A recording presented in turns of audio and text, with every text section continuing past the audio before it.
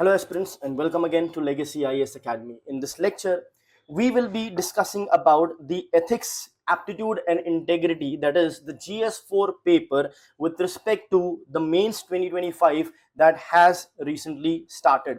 So GS4 paper has also been conducted. We'll discuss that in detail. What all we are going to look in this lecture is basically how has been the trend of GS4 plus what has been the 2025 paper like, what are the things that have changed, if we can say, or not just changed, we can say probably slightly different from the last 5 years, but again it remains the same if you go back 10 years. So is there something that has changed and things that have remained the same, as well as we'll talk about the weightage, in the sense that the weightage of the types of questions that are being asked. So all this and much more. Of course, once we are done with this, we will look at each and every question as well as each and every case study in detail with respect to how to approach it, what should be the model answer of it, so on and so forth.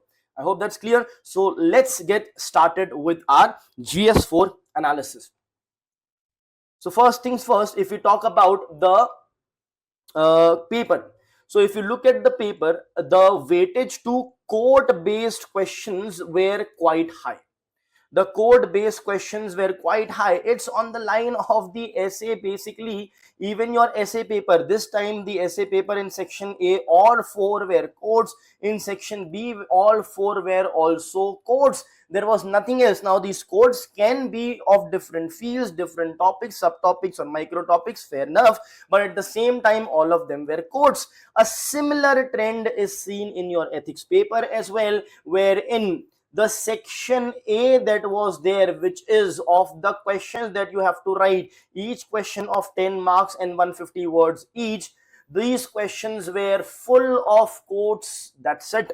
Of course, a couple of questions here and there were different as well, but majorly it was filled with quotes. More than half of the section A was filled with quotes. So this is one thing. Second, we see a slight inclusion of a factual kind of a question, because generally in ethics there are no factual questions as such. They are generic in nature. They test your ethics, morality, etc.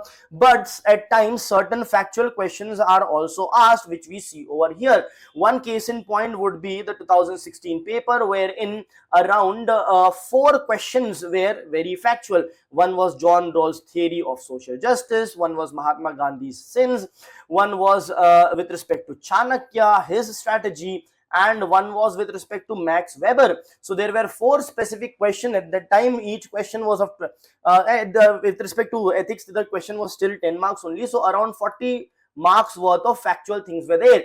This time also it is there, but only one such question is factual, which is comparatively easier with respect to Max Weber and all. Why easier than Max Weber? Because it was about Mahavir, and about Mahavir, Buddha, etc. we do study in our history, right? So that should not be much of a problem, but to some extent it was factual. The others were very generic, wherein you don't need any specific knowledge other than that of your ethics terms, terminologies, in order to put more emphasis in your answers, and majority of the questions were based on the codes. So this is how the question was the question paper with respect to section A was all about. Now, when we talk about the case studies were again on the expected lines in the sense that there was nothing out of the ordinary. For example, in 2015, I believe, yes, what happened is a completely different case study was asked since then, which has not been asked as such, with respect to there are 10-15 different kinds sections of the society who are stuck in rain or flood. Who will you save first and why? Once they had also asked a case study with respect to devising a complete rehabilitation plan. So there your policy formulation etc. was being tested. But here there is no such case study which has been asked in which you have to go the extra mile, do the extra work, or think something additional. And the case studies are also on the very expected straightforward line. So that is something which is easy. But one thing has been seen is the case studies are quite lengthy, in the sense that not with respect to the writing that you will have to make, but with respect to the case study, the question itself, which is quite lengthy. So it takes a bit of time to read. A lot of context is given before the actual case study starts. So all that is there, but all in all, the paper was quite easy, as it always is. The question might be easy, fair enough, but what you write, how you write, how much you write, all these things are quite important, because it's easy for everyone and it's comparative. So how do you get the edge over others? By writing better than others. The next important point here is the word limit. Now a lot of times it so happens that people say, okay, however much the space is given, if you're able to write however much you can. But that need not necessarily be the case, because see, word limit is important. Why is it important? Because it is, since it's important, that's why you have different word limits for different questions. If not, UPSC would simply give you the paper and without mentioning anything ask you to go ahead and write it, right? And that's the very logical thing. If I talk about the technical thing, if I give you a question and ask you to answer it in 1200 words, you can write a lot about it. But if I restrict it to 150 words, you will have to eliminate certain things in that, and that is also a decision making on your part. So make sure that you maintain the word limit. Look at the directive. They are saying answer in 150 words. It's not very generic, it's very directive in nature. You, as a civil servant, you will have to follow the standard operating procedure. Let's start doing that over here itself. I hope that's clear. And at the same time, the word limit, of course, there can be some amount of leeway, as in 5 to 10% here and there. All that much is fine, but try to be within the word limit.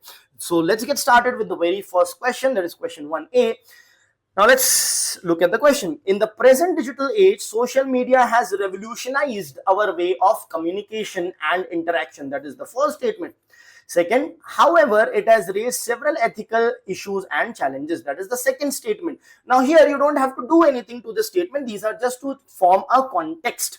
The third or the last line is actually the line of the question, which says that describe the key ethical dilemmas in this regard.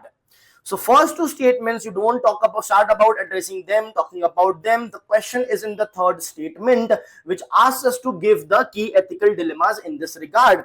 That means they simply didn't ask the ethical dilemmas involved in the digital age. Rather, they made it easy for you to, because the ethical dilemmas is generally in two different spheres, one X and the other Y. So here they have given you what is X, what is Y. They have given you that X is the present digital age, which has revolutionized the communication and interaction, whereas also caused certain ethical issues and challenges. So the ethical dilemma between the two is what you have to mention and basically describe about it. So in case studies, we have a tendency of talking about the ethical dilemmas and maybe writing a one line if it demands, or maybe even not that. But here you will not just have to write those ethical dilemmas, but you will have to describe them, and hence you should also be giving examples over here. So your answer would be somewhere on the lines of, first, of course, the introduction. In introduction, you can talk about the conflict that is being created, the conflict that is created in this digital age, right, in which this social media, how it has, giving an example, giving a current affairs example. You can talk about how social media has created a conflict, and then you start directly addressing the answer, talking about the ethical dilemmas in this regard are number 1, 2, 3, so on and so forth. So you start defining the ethical dilemmas of, for example, development. All right, development versus ethics, right? Then you have basically communication versus privacy, right? Freedom of speech versus You can talk about sovereignty, right, integrity of the country, because freedom of speech is there, anyone can say anything on the social media, but within the bounds of the law, within the bounds of sovereignty of the country, integrity of the country, right? So all those international relations, all those restrictions are there. So what restrictions are there on a physical speech is also going to be there on a speech, or certain things which have been mentioned on the social media. So you mention these ethical dilemmas, mention what they are in brief, explain them, and give examples about them. So this is going to be the main body. Your introduction 15 words, conclusion around 15 words.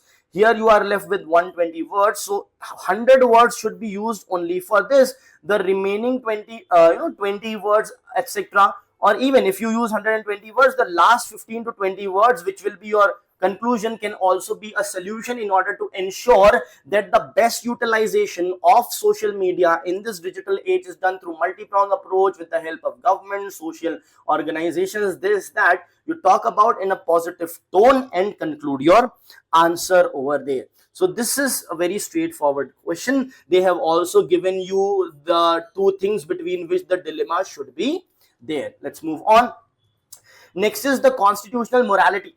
It says that constitutional morality is not a natural sentiment. That means it is not inherent to the human beings, but a product of civil education and adherence of the rule of law.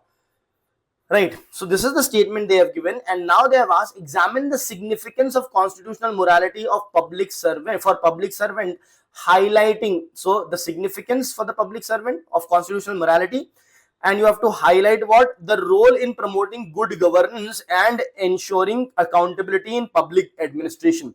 Now the significance of constitutional morality, when you talk about, there will be a lot of significance. One or two of them would be good governance and ensuring accountability as well. So this is what you have to highlight more. I hope that's clear. Now here also, this sentence is just a context which has been said. Even if this would have not been given, you would have simply been asked, examine the significance of constitutional morality for public servant, highlighting the role of in promoting good governance and ensuring accountability in public administration. Still the answer would have been more or less the same. All right. Now, so that is why I'm pointing this out is not much of words needs to be utilized to say anything about the first statement. So when you start with the introduction, you can reinforce this particular thing, right? Or directly start attacking the answer by talking about how constitutional morality is a non-negotiable virtue of a civil servant which leads to XYZ thing. You can talk about which leads to fairness, equity, distributive justice among the citizens of the country. So you mention that in generic, and then talk about the significance of constitutional morality are as below, and then write down the significance of constitutional morality. So when there is significance of constitutional morality, what will happen? For example, non-partisanship. It leads to non-partisanship, and then explain what is non-partisanship, right? Unbiasedness, all those things. Talk about probity in governance. Probity in governance, how does it help? Give an example, right? Precedence of professional ethics. Precedence of professional ethics over personal ethics, right? Professional ethics over personal ethics. Then distributive justice. Talk about the distributive justice that happens because of constitutional morality. Give the examples relevant from the Constitution of India, talking about the fundamental duties that are there in order to ensure that the citizens of the country can enjoy the fundamental rights, right? So that the virtue of the constitution is furthered and the benefits are accrued to the people of the society, leading to an egalitarian society and an egalitarian nation, of course, right?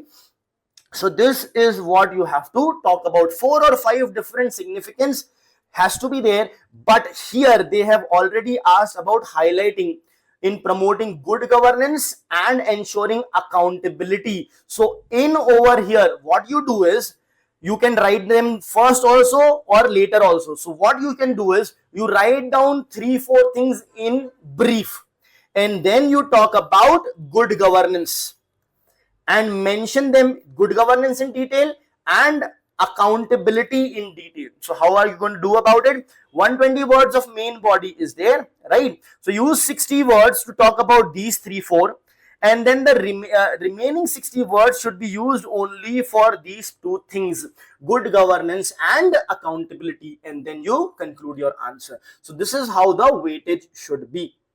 I hope that's clear. Moving ahead, the next one. See, now the quotes are going to start. Question 2a, it talks about Karl von Clausewitz once said, war is a diplomacy by other means.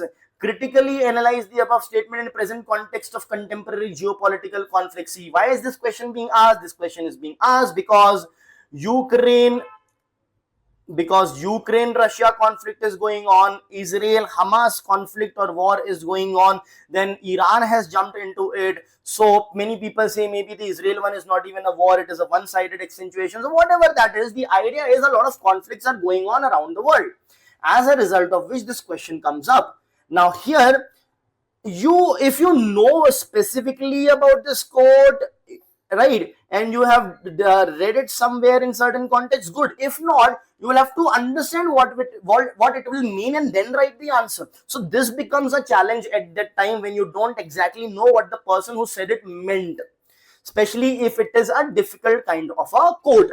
So what is the meaning over here?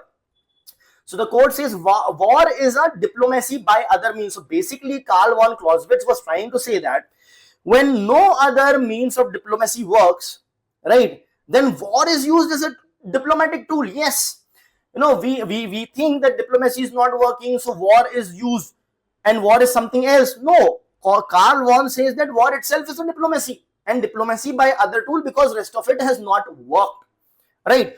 So they have asked you to critically analyze the above statement. So what you'll have to do is, once you agree with the statement of Karl von, and once you disagree with the statement, this is very important. Now, to what degree you agree and disagree is up to you. But since it's critically analyzed, it can be 50-50, 60-40, 40-60, right? Not too much loop-sided. So that is something important for you to remember. So in the introduction, since it's a code, in the introduction, it will not be an issue for you to explain what this code actually means. So in the introduction, define or basically explain the code. Explain the code in the introduction. Then in the main body, you try to agree with it by saying that rest of the channels have not met with success, as a result of which war is used, which leads to this. But at the same time, disagreement in the sense that war is not a solution. War is not a solution at all. Why? Because it can lead to nuclear war. It can lead to nuclear war. It can lead to genocides, right? It can lead to the civilians getting killed, right? All those things, the death of humanity, all those things. That is why it should not be even the last resort, and diplomatic channels should always be open and preferred over any sort of war in order to maintain peace in the world. That is how you should conclude this answer. Let's move ahead. Next, keeping the national security in mind, examine the ethical dilemmas related to controversies over environmental clearance of development projects in ecologically sensitive border areas in the country. See what this question is talking about, and this question is asking you specifically to keep the national security in mind, right? So you have to emphasize on that, but at the same time, you cannot completely emphasize on that and completely disregard about environment. You have to take both together inclusively and move ahead. But yes, probably at times there will be a situation wherein you have to give more importance to national security, or else, there's no other way about it. It becomes non-negotiable at times. So that is absolutely well taken. So what do you talk about over here? The ethical dilemma, in the sense that when in the border areas also, infrastructure development, roads, bridges, etc. would be done, which will require swift environmental clearances so as to give passage to our army, our military, in order to secure our borders and protect the country and its citizens. So that is very, very important. At the same time, certain times it can happen that these areas could be ecologically very sensitive, very wide variety of ecology and very sensitive ecology. So you cannot just like that destroy the entire forest or the ecological area. So that is what you have to examine the ethical dilemma related to this controversy. So first you will talk about how these things can be in conflict, and choosing one over the other becomes even more difficult when these ecological sensitive zones are there in border areas. Especially with the kind of amazing countries that we are surrounded by. Don't write that in your exam, amazing countries. Don't write it sarcastically. Especially with the kinds of countries, the nations that we are surrounded by, with whom we have fought many battles, also many wars as well, right? So you have terrorism, incursion, you have human trafficking, so many things are there. So it becomes even more important. That is what your introduction should be. And then you talk about the various ethical dilemmas that are there. So what will be the ethical dilemma? For example, environment protection versus safety and security of the nation and its citizens. Explain this, give example, right? Ecological sensitive decisions, right, versus swift clearance for military projects, right? Like this you write about the different ethical dilemma you would have. See, the environment, so it will be environment ethics versus utilitarianism also you can talk about, because you are protecting the majority in the sense, not even majority, or protecting the entire nation. Utilitarianism talks about the maximum benefit or the maximum happiness of the maximum number of people. So that is utilitarianism, right?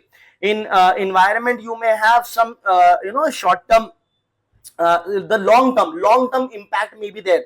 So when you talk about environment, if you take environment to consideration, you are talking about long term impact. And if you clear it right now, you might have some short term gains. So you mentioned that as well, right?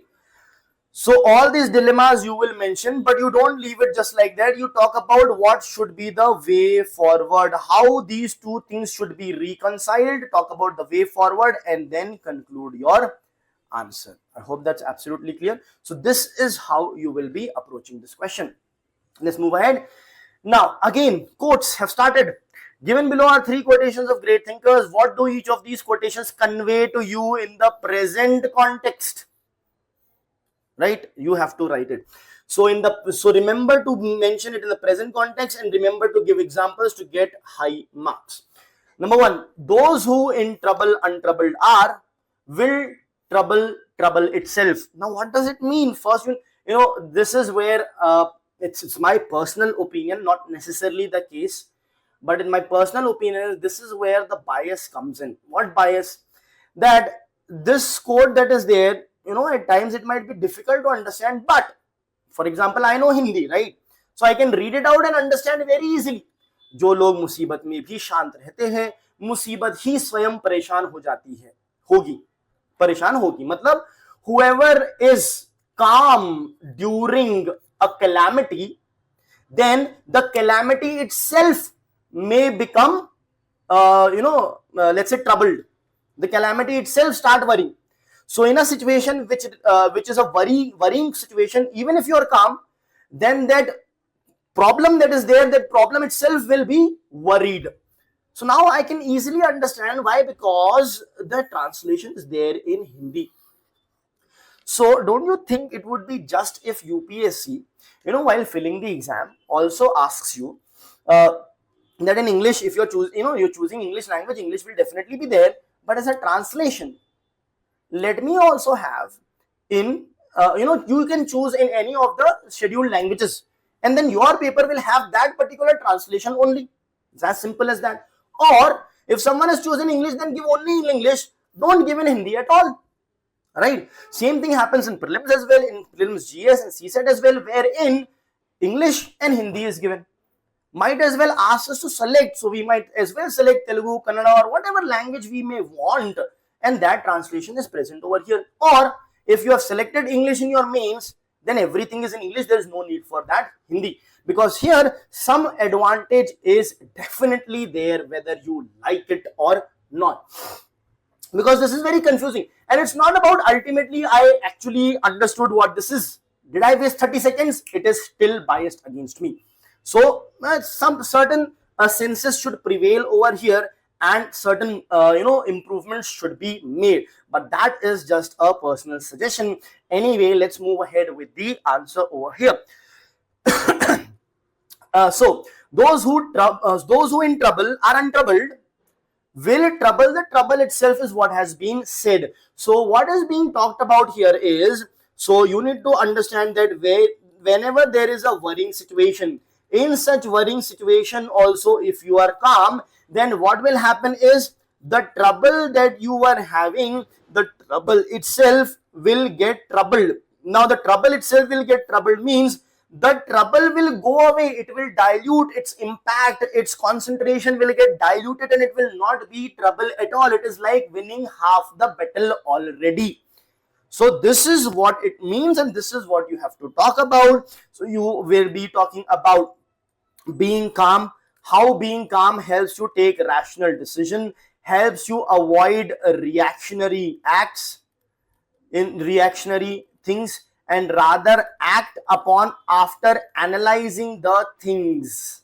So this is what our focus will be. In this situation, you give examples, professional or personal life example, you explain with the help of the example, and you're sure to get amazing marks here. Next, the greatest discovery of my generation is that a human being can alter his life by altering his attitude. Very important. A simple thing is, you can take it from your own life. For example, I fell short by 3 marks in the final list of UPSC.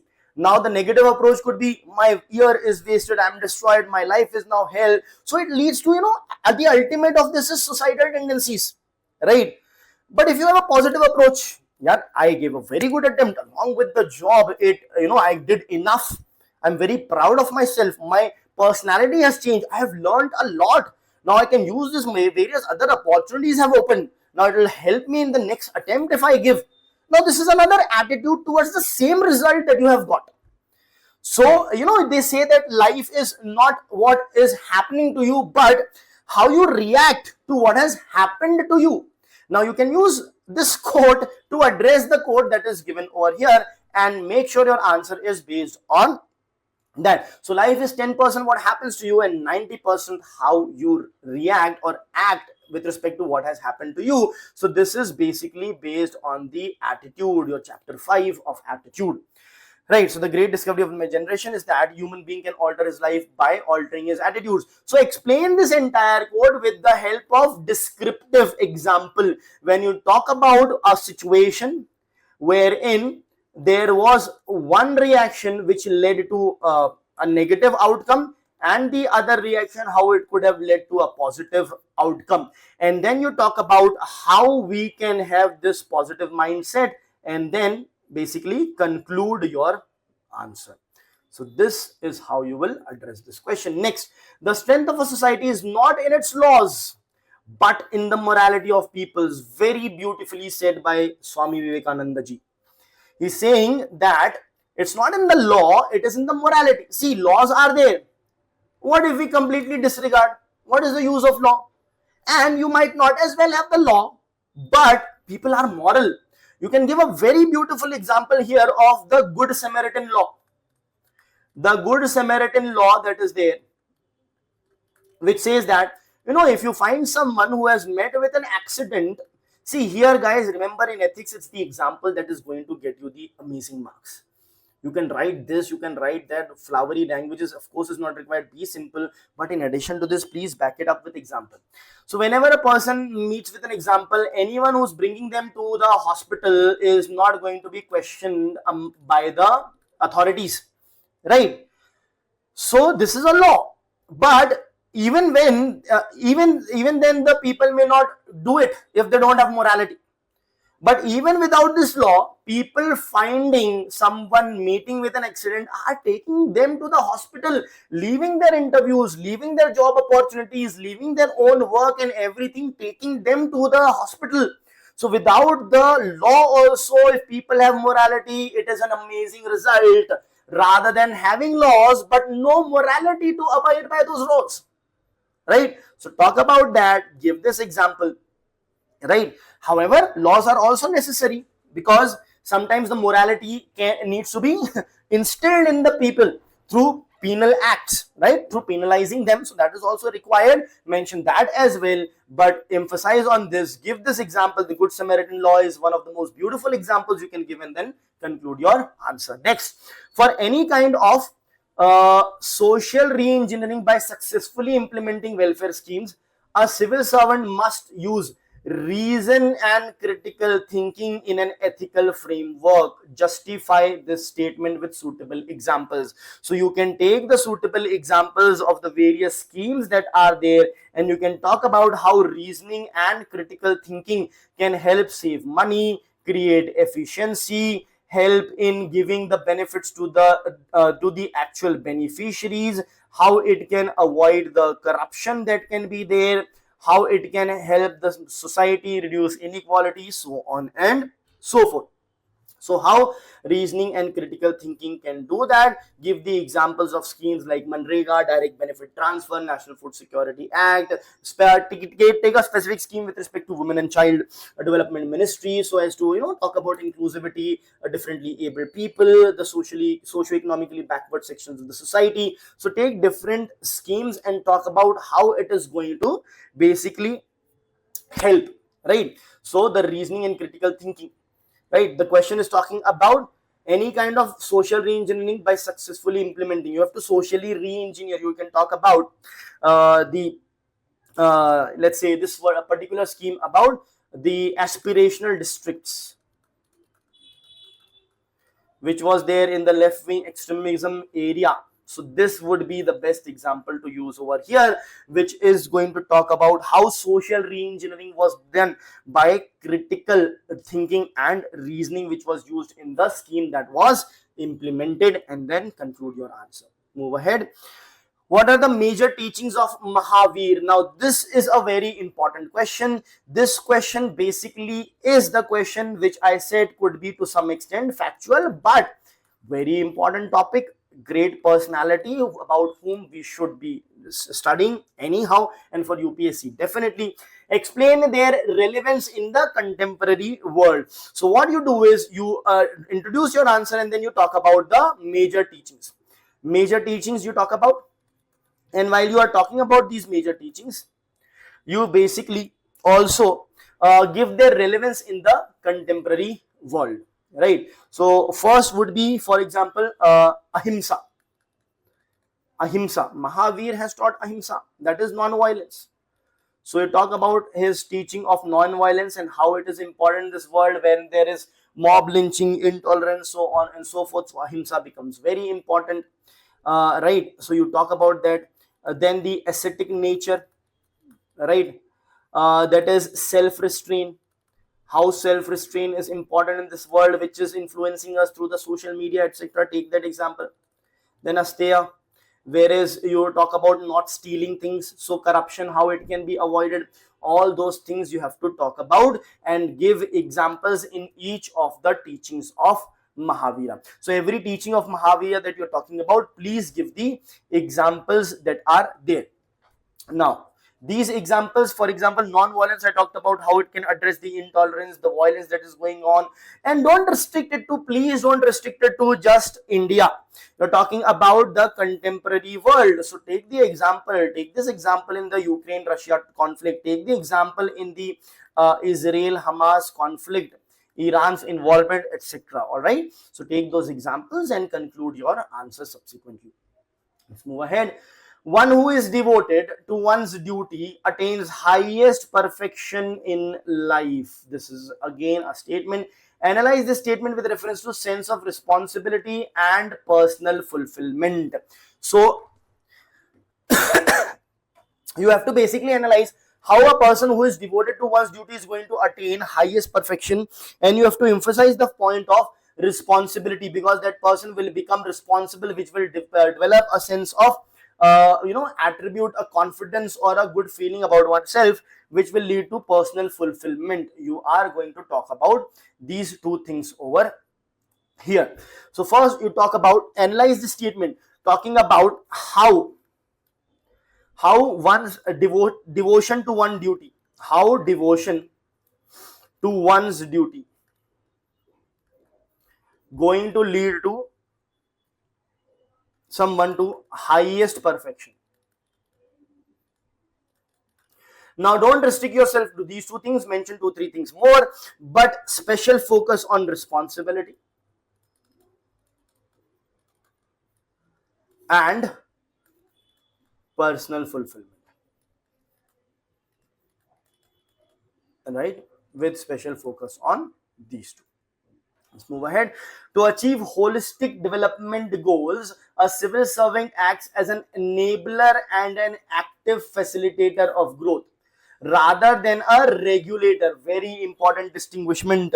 Regulator will impose rules, regulations, guidelines, stringent, this, that, try to control. But an enabler will try to basically facilitate the growth, right? What specific measures will you suggest to achieve this goal? So you first start by the introduction by talking about what is the difference between a regulator and an enabler or an active facilitator, right? You talk about the difference between this, and then you talk about the specific measures that you will suggest. So what specific measures? Basically talking about holistic development. To achieve holistic development, you can have e-reforms wherein various things are available online, ease of access to any schemes, benefits, etc., right? Transparency in governance, right? Then you can talk about the concept of citizen charter, which details all these things in detail. Citizens charter, right? Citizens charter, you should mention, it is there, a part of your micro syllabus. So mention that these are the measures that you can take. And involvement of the people, basically inclusive governance and governance with the involvement of the people. So these are the 4-5 measures that you talk about. Write one sentence about them each, give example, and then conclude your answer. Let's move ahead to question number 6. It says that it is said that for an ethical work culture, there must be code of ethics in place in every organization to ensure value-based and compliance-based work culture. What suitable measures would you adopt in your workplace? So first statement is just making a statement saying that it is said that for an ethical work culture, there must be a code of ethics, basically. Right. So again, it is talking about that law has to be there as such, of course. Now, to ensure value-based and compliance-based work culture, what suitable measures would you adopt in your workplace? Okay. So you can talk about the introduction of with respect to why it is necessary to have a value-based and compliance-based work culture. And then in the main body, you basically talk about how it can be. You talk about how it can be achieved, right? So here, do not just start about formulating the policy. Formulating a policy, everyone is going to write it. We are also going to write it, but that's not the starting point. The starting point is to take all the stakeholders in consensus, involve them, take their ideas, take their suggestions, using that formulate the policy. Because the moment you do that, that is more likely to be followed than a policy which has not taken them into consideration. I hope that's absolutely clear. So basically talking about taking into consideration all the stakeholders, their opinions, their involvement, their suggestions, their ideas. Then formulating a simple yet clear policy which is there, right? Involvement which is there.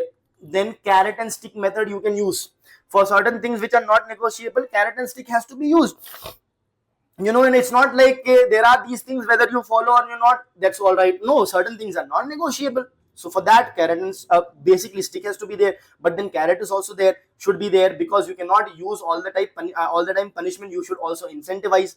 So you can talk about penalize in certain non-negotiable thing, incentivize in certain things to encourage, then competitive, competitive work culture, in the sense that compliant based competition etc. can be there. This makes it very interesting and makes people to follow these things.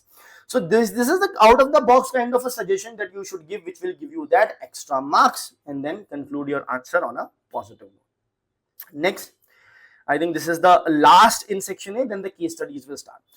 So this question 6b talks about India is an emerging economic power of the world, as it has recently secured status of 4th largest economy of the world as per IMF projection. However, it has been observed that in some sectors allocated funds remain either underutilized or misutilized. Now the question actually starts. What specific measures would you recommend for ensuring accountability in this regard to stop leakages and gaining the status of the 3rd largest economy of the world in near future?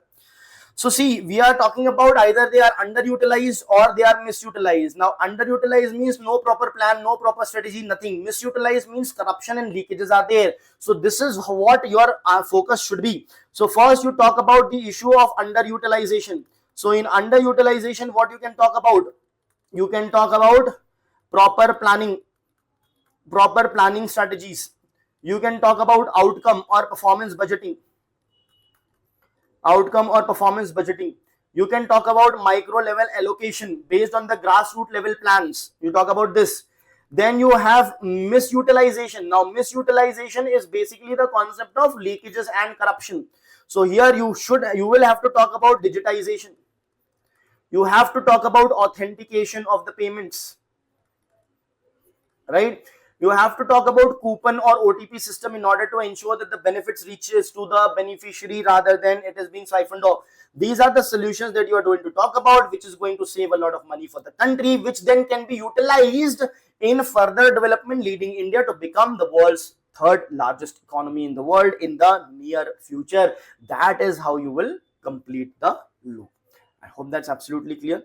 Now let's move on to the next, or to the second section, that is our section B, which is the case studies.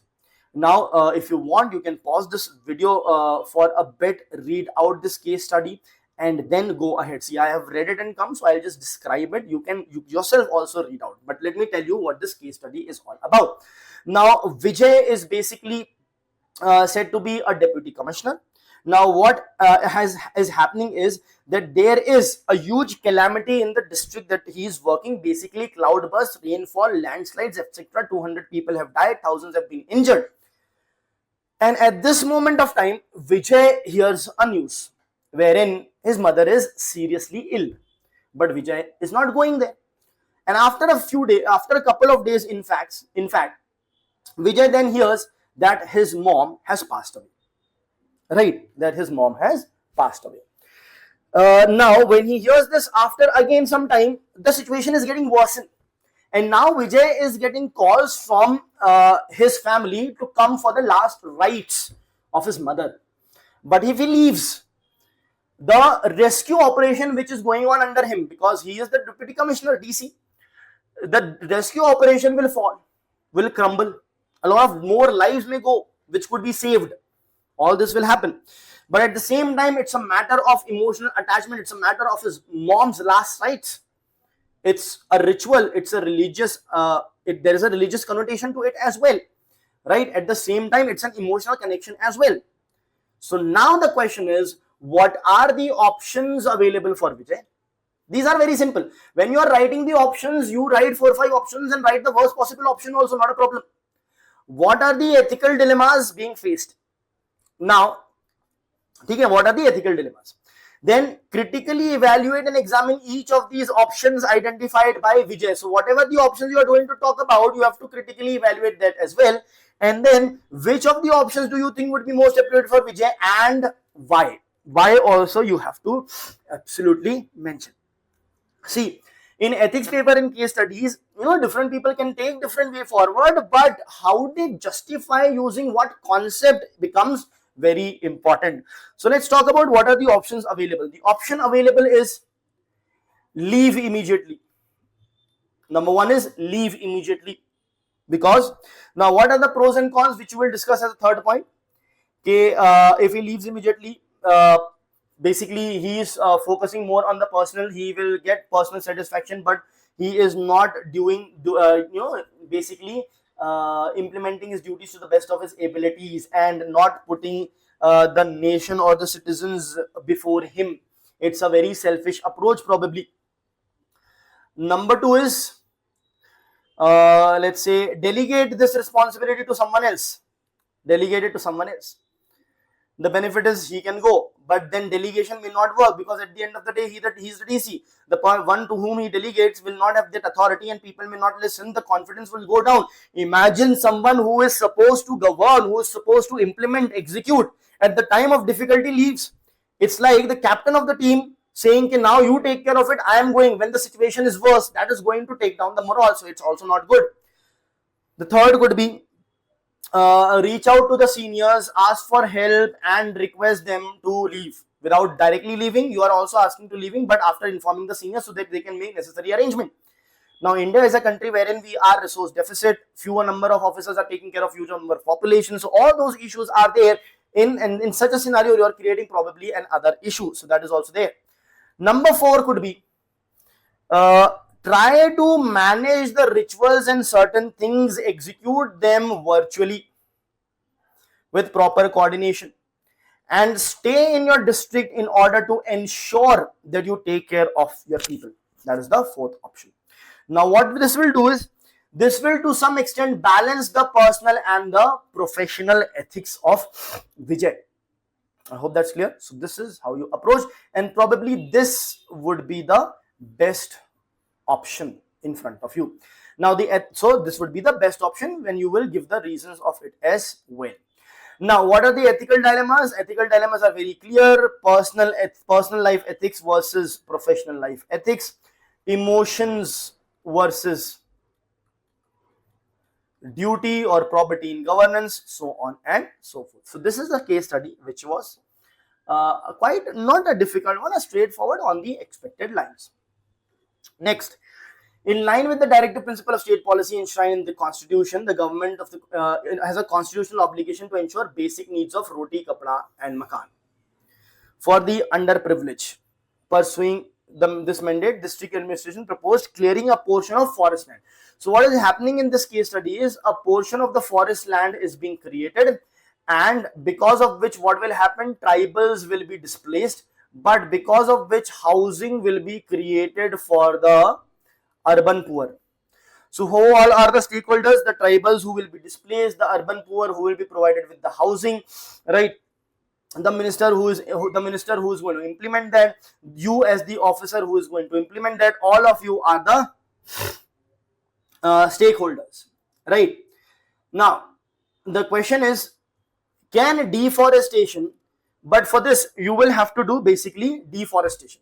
So the question is, can deforestation be ethically justified in the pursuit of social welfare objectives like housing for the homeless? That's the question. Number two, what are the socio-economic, administrative and ethical challenges in balancing environmental conservation with human development? Number three, what substantial alternative or policy interventions can be proposed to ensure that that both environmental integrity and human dignity are protected? So first, can deforestation be ethically justified in the pursuit of social objectives? See, blanket ban or blanketly giving the permission, especially ecologically sensitive zones, especially when climate change is there, especially with you are providing to the urban poor, and not just the environment is being hampered, but the tribal people are also being hampered. Their livelihood is also being taken away. They will be displaced. They will be homeless. Forests act as their home. So you are providing home to one section of the society, but you are making the other section of the society homeless along with deforestation. So in such a scenario, deforestation can be rethought and certain alternatives can be looked at, is what you're going to say here. Then what are the socio-economic, administrative and ethical challenges in balancing environmental conservation with human development? So you talk about the socio-economic challenges. What are the socio-economic challenges? The tribals getting displaced, the urban poverty that is there, the jobs that would be lost. What are the administrative? You will have to rehabilitate them. You will have to take the permission under Forest Rights Act 2006. All the administrative challenges. Ethical nature, when you remove the tribals from the forest, you are not just removing from their houses but their livelihood, but from their life, because forest, they say jar jangal zameen. Now basically that's their roots. Jar means roots, jungle, the forest is their root, and that's their land, zameen. So that is the whole point for them. The land is everything, their roots, their life, their livelihood, their home, and much more. Everything for them is the land. So you're not just making them homeless, you're taking much more from them. So that is an ethical challenge. But another ethical challenge is there are other urban poor who are homeless, who have no home to go, right? Now at the same time, environmental ethics is also there, because environmental degradation take place, but at the same time human development is also required. So these are the ethical challenges which are there. Now, what substantial policy intervention can be looked at? So, very first thing, before suggesting anything, have a vertical building, high skyscrapers so as to utilize less land, first talk about, I will see if there are any alternatives or not. If better alternatives, if yes, I'll move ahead with that. If not, next thing is to do the environment and socio-economic impact assessment, and then ensure that the things are being followed in the letter and spirit with respect to certain laws, example the Forest Rights Act. Then you talk about the issues, the things like having skyscrapers, big buildings, so that less land is required and it can accommodate more people, and the rehabilitation plan of the tribal should be in place before grabbing the land, before taking away their land, and certain recurring benefits should be availed to the tribals who cannot have the skills, etc., to use one-time lump sum money, etc., or compensation that might be given to them. So all those things you are going to talk about and then conclude your case study. I hope that's clear. Let's move ahead. Next, now this case study is about conflict of interest. Two things are there in fact in this. One is conflict of interest plus conflict of interest is also personal versus professional ethics, and personal versus professional ethics is very general also. So at a general level, personal versus professional ethics, plus at a very specific level, that is conflict of interest, both are involved over here. So the case study talks about Subhash, who is a secretary in PWD in the state government. Now there is a development project that is coming in. Now Subhash's brother is in buying and selling land in the real estate, and knows that Subhash is working on certain project which will lead to a boom in the price of the land near the project where it is going to be implemented. So Subhash's brother keeps on asking to Subhash where this project is going to come from, so that he can buy the land right now and later on benefit. Now Subhash's brother says that I will keep it discreet, no one will get to know, please tell me, and he's begging him, right? The other side of the story is the minister's nephew is also involved, who again is involved in the infrastructure projects and stuff, and the minister in charge, who has given you the responsibility to plan the entire project, has said that plan it in a way that my nephew benefits. So here the minister is trying to take the advantage for his nephew. Here Subhash's brother is trying to take advantage for himself, right? So this is the situation. Now let's see what are the questions. In the above backdrop, Subhash is in a fix as to future course of action. So first is discuss the ethical issues involved in this case. So ethical issues, as we discussed, the conflict of interest, right? Then personal and professional ethics, non-partisanship, unbiased nature, probity in governance, all are the ethical issues that are involved. Then you are asked to critically examine the options available to Subhash in the above situation. Now one thing is, what he can do is tell his brother where the project is going to be, so the brother benefits. Next, have the project in a way that the nephew of the minister also benefits. So this is the first one, this is the second one. Third could be make it in a way where the nephew benefits plus tell the brother as well, so the brother also benefits, so both of them benefits. The conflict of interest of both Subhash and the minister is addressed over here. But of course the cons of this is you are being biased, you are having conflict of interest, you are being biased, you are not doing your duty because of personal gain. Again, not doing duty because of personal gain, because you will be in the good books of the minister and get promotions, this, that, all other perks. Here, both the things at worst. So this is the worst. So this could be your first one, then the second one, then the third one. The fourth one would be disregard these things. Disregard the plea of your brother, no matter how much he is begging. Disregard the favoritism to the minister and the nephew, and rather take a rational, logical and efficient decision based on the efficiency of the project as to what will suit the best, what will be the best for the citizens, and make sure not to tell the brother. Now, if you do that, you will be maintaining your professionalism, following the standard operating procedure, avoiding any kind of conflict of interest, having probity in governance, keeping your professional ethics way before your personal gains. This is, so which of the above would be the most appropriate and why? So the last option which you write, you tell them why it is most appropriate and conclude your answer. I hope that is clear. Let's move ahead. Now, Rajesh is a Group A officer for 9 years of service. Now, he is into public oil sector undertaking, all that is mentioned. Now, what is happening is Rajesh is now sufficiently senior and is expecting a promotion. Now, the promotion as such automatically will not be given. There will be an immediate superior who is going to write the appraisal, the ACR, the report for Rajesh, which is going to determine whether Rajesh basically gets the promotion or not. Right, I hope that is clear.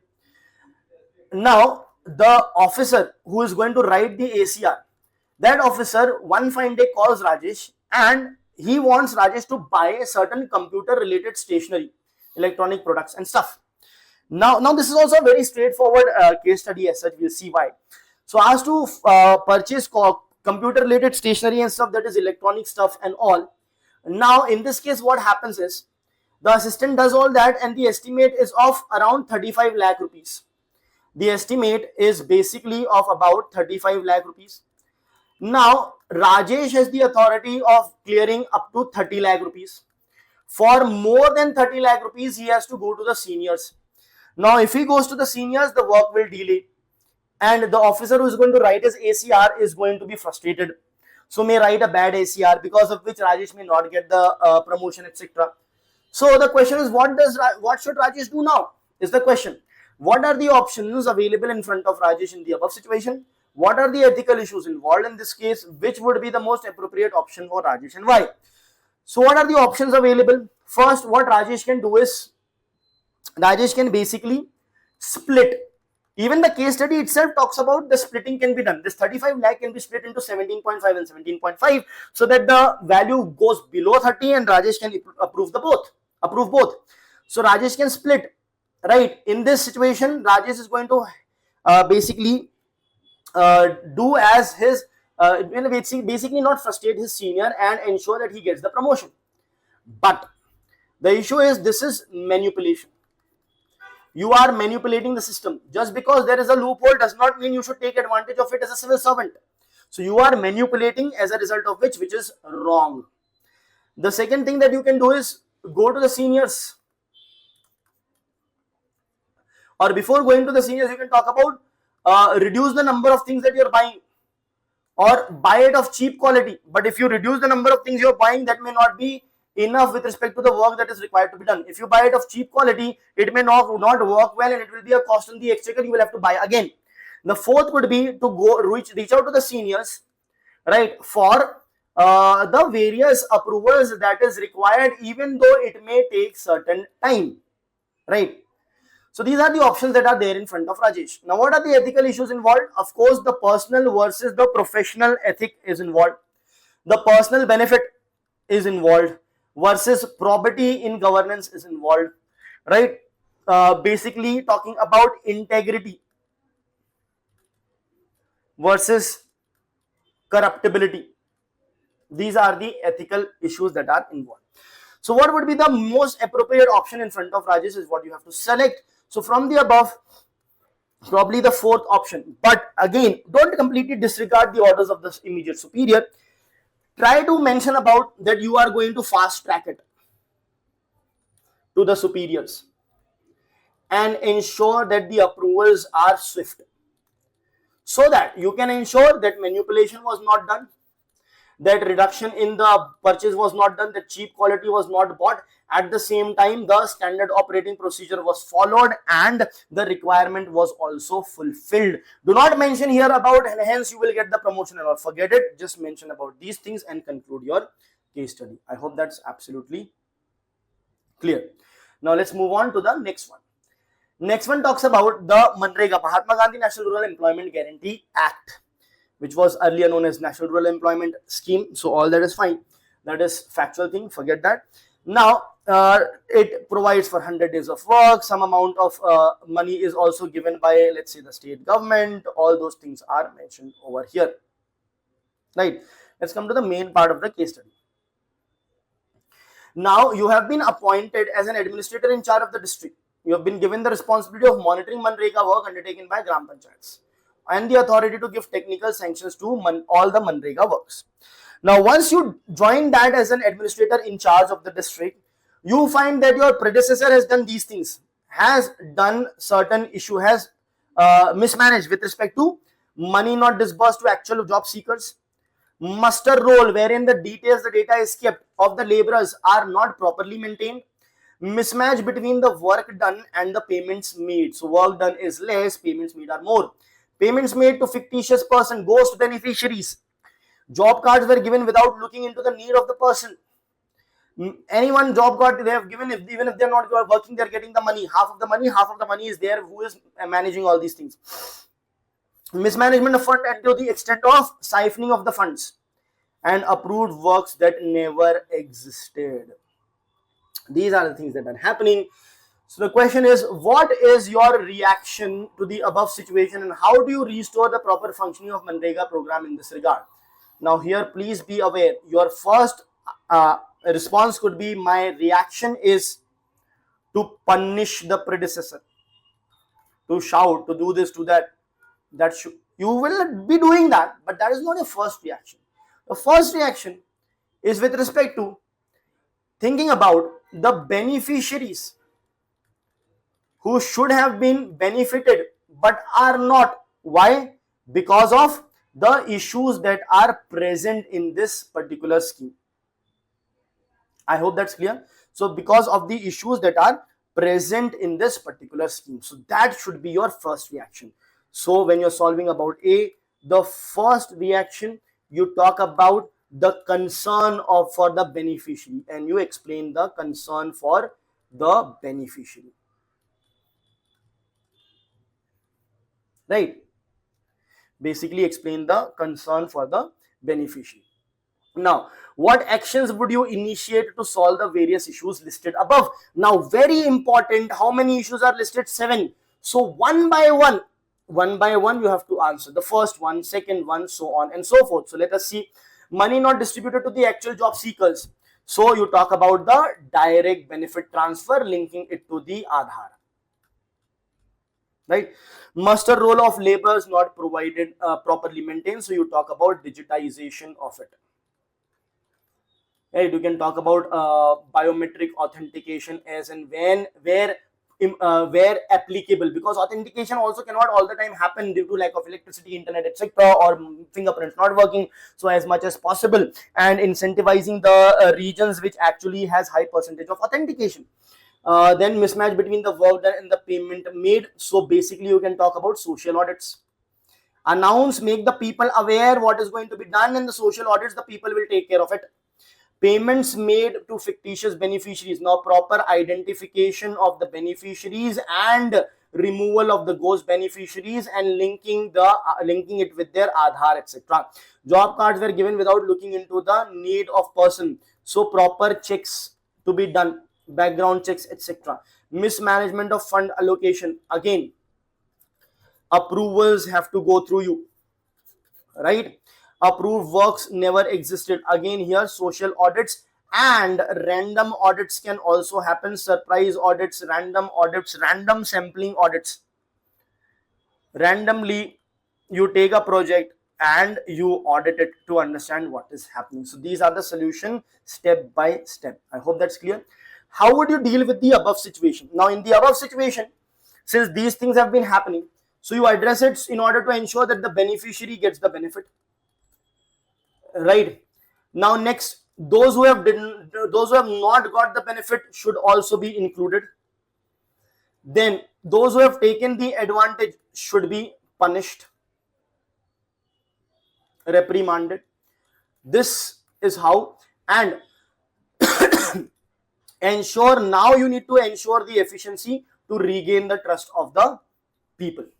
So this is how you are going to regain the trust, address the situation, help the beneficiaries, the previous beneficiaries also who were not held previously, and also ensure that the people are penalized who have done wrong previously, who have siphoned off to the extent of siphoning of the money, etc. So this is how you will address this particular case study. So as we have understood, the entire paper was quite straightforward. The case studies were on the usual lines. So this paper can be very much pre-prepared by the aspirants. That's about all from Legacy IAS Academy. Wait for our analysis of the different optional papers that are also going to happen. Thank you.